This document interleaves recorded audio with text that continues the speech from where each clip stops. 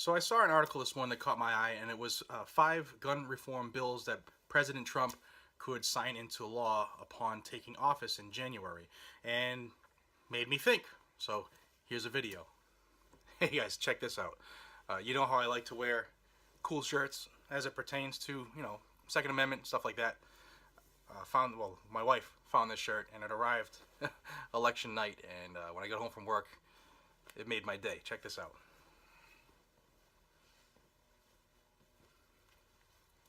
Look at the hair. That's awesome. The first one would be ending gun-free zones on military bases. We know that there have been terror attacks and mass shootings at military bases because our men and women in uniform, whose job it is to take up arms to defend our country, can't carry arms to defend our country on their bases. Makes no sense, needs to be changed, and it can be done with a stroke of a pen. No more gun-free zones at military bases. Mr. Trump, please. Did you know that we haven't had a Republican-controlled Senate combined with a Republican-controlled House combined with a Republican in office of president since 1928? 1928. This is a significant opportunity to bring things back to center, back to the Constitution. And that's something we should jump on our elected officials to make sure that they see it the same way, because they work for us, they're our employees, and as their bosses, we need to make sure that they hear us. The second one is National Concealed Carry Reciprocity. Now, I've done videos in the past about the bills that were submitted both in the House and the Senate, and I will link those in the description, and I'll give you a quick synopsis of the four major ones right now. Now, of these four major bills, three are in the House of Representatives, and the fourth one is in the Senate. Like I said, links are in the description below. The first one is Senate Bill 498, and that title is Constitutional Carry Reciprocity Act of 2015. Like I said, click the link. You can read it all. The text is all there, the summary, the actions that have been taken on it so far from the date it was introduced into the Senate, and you can follow it right along its journey. The bill's basically making an attempt to have your license to carry in your state honored everywhere else in the country, just like a driver's license. Now, this bill was introduced in February of 2015, and it's currently in the Senate Judiciary Committee. And it was penned by Senator John Cornyn, C-O-R-N-Y-N. I apologize, sir, if I'm butchering your name. But he's a Republican out of Texas, and his bill currently has 35 co-sponsors, which is pretty good. But it needs more. And maybe, now that we have Republican control of everything, now's the time. The next one is the House's version. It's H.R. 923, same title. It's the National Concealed Carry Reciprocity Act of 2015. If you don't know how laws work, guys and gals, you have one bill in the House, one bill in the Senate. They make their way up to the top. They both get penned, sent to the other House. They get penned and agreed upon, goes to the president, signed into law or vetoed. That's how it works. This is the sister version of the one that's in the Senate, and this one was put in by Representative Marlin Stutzman, who's a Republican out of Indiana. It currently has 119 co-sponsors. Pretty good. Room for improvement, though. And it is currently assigned to the Subcommittee on Crime, Terrorism, Homeland Security, and Investigations. And it's been in that subcommittee since March 16th of 2015. Time to get moving, folks.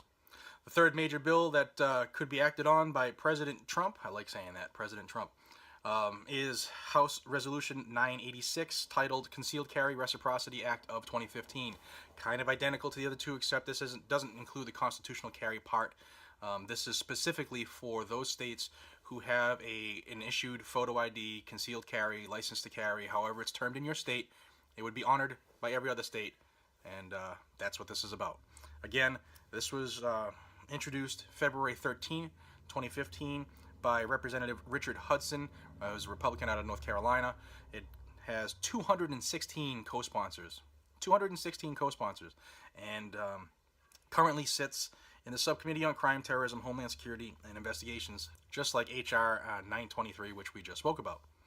And the fourth major bill that they could jump on right now, once President Trump gets sworn in, is H.R. House Resolution 402, the National Right to Carry Reciprocity Act of 2015. This one is looking to amend federal code, where it puts in the federal code that the Massachusetts LTC is honored by California. I can't even believe I just said that. You get the picture. Same thing. Your ID, your license to carry, would be honored by every state.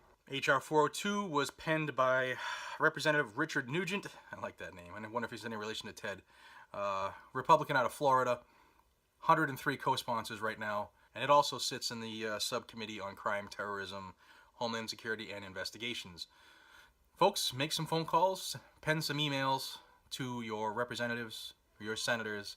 Use these bills specifically in the wording so they know exactly what you're talking about, and tell them it's time to push it through. Believe me when I tell you, they're looking forward to these emails and letters and phone calls, because times are changing. It hasn't been like this since 1928, like I said. The next thing that President Trump will more than likely address once he takes office is the NICS background check reform. Now, gun control people are pushing for universal background checks, and we know that that is just not something that can happen, will work, etc., for all kinds of reasons. What I think is going to happen is they'll work to clean it up so that there'll be more accurate and timely reporting on people who are prohibited, and addressing the mental health issue where people aren't communicating like they should. And the fourth one that a lot of people are hoping for is that President Trump would lift Obama's restrictions on certain firearms that were imported into America. For instance, Segas, certain AKs from certain parts of the world, collectible firearms, M1 Garands, M1 carbines, M1911 pistols, all things that have been stopped by President Obama. So there are four things that the Trump administration will probably address within the first 90 days. Now, the last one is something that was catching steam across the country, and that's the Hearing Protection Act of 2015, and it's House Resolution 3799, penned by Representative Matt Salmon, who's a Republican out of Arizona. What this bill is doing is making those who don't know about guns realize that suppressors, silencers, aren't actually what they are in the movies, but they're something that's actually beneficial for hearing protection when people are shooting at the range. And a lot of states have adopted this. A lot of states have looked favorably upon this bill, and several states have actually overturned laws that banned suppressors in their states. And this is looking to do this on a national level. This is a blessing for high-volume shooters. So there are the 5 things that a Trump administration will more than likely take up within their first 90 days of office. Check out the links in the description. If you like this information, hit that like, thumbs up button, and share this with all your friends. And please subscribe, as I try to get out the news as fast as possible. And I appreciate your time. Until we see each other again, this is Jared from Guns and Gadgets. Be safe, stay vigilant, and carry a weapon. Take care.